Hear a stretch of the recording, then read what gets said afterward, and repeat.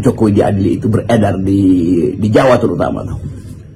Saya kira ini satu persatu menunjukkan apa yang selalu kita diskusikan, bahwa batas akomodasi lah, batas akomodasi kepentingan meneruskan proyek-proyek mercusuar Jokowi itu bagi pemerintahan Prabowo adalah keterbatasan keterbatasan APBN. Itu yang pertama. Dan yang kedua, sesungguhnya kita makin melihat kok bahwa paradigma kebijakan Pak Prabowo itu memang berbeda sekali dengan Jokowi.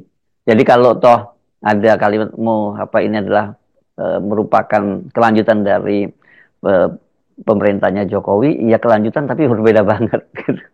Jadi saya melihat bahwa Presiden Prabowo punya satu cara berpikir yang memang berbeda dengan Presiden Jokowi. Bahwa di awal kampanye Pak Prabowo waktu itu menunjukkan keinginan atau niat untuk meneruskan prestasi Jokowi, yaitu kita mesti sebut sebagai yaitu bunga-bunga kampanye lah. Tetapi secara faktual Prabowo akhirnya harus putuskan mana yang harus dihentikan, mana yang harus dilanjutkan. Nah, dunia mengalami perubahan banyak juga setelah Donald Trump terpilih.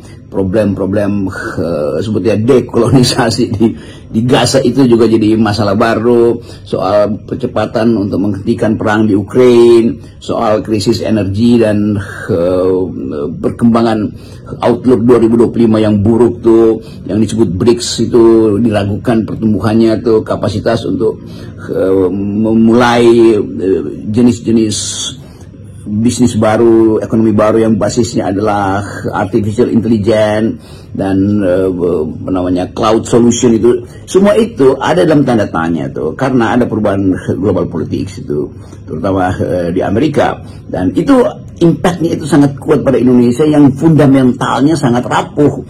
Jadi betul kalau Pak Prabowo melakukan penghematan, nah penghematan tertinggi itu mesti yang tidak punya harusnya terhadap PSN ini yang nggak punya impact harian terhadap kehidupan rakyat.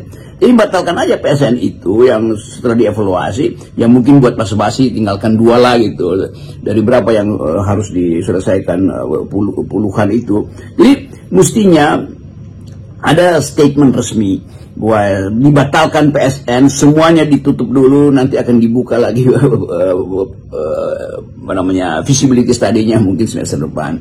IKN harusnya udah dibatalkan dari awal, tidak boleh adalah satu rupiah pun diinvestasikan lagi di situ. Ya cukup piara-piara bersih-bersihin lumut lah di situ tuh sebetulnya. Hanya itu sebetulnya yang diperlukan.